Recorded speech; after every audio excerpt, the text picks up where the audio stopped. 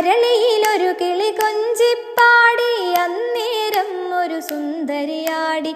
അരവാരം തകതാളം തല്ലി അരമണി കിങ്ങിണി കിളിപാകി. ഇമകളെന്തു ഭംഗി ഇവളുടെ കവിളിനെന്തു കാന്തി.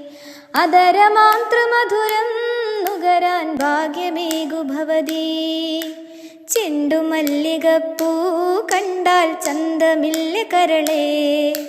ഉമ്മ വച്ചുണർത്താൻ വെറുതെ മോഹമില്ല കരളേ.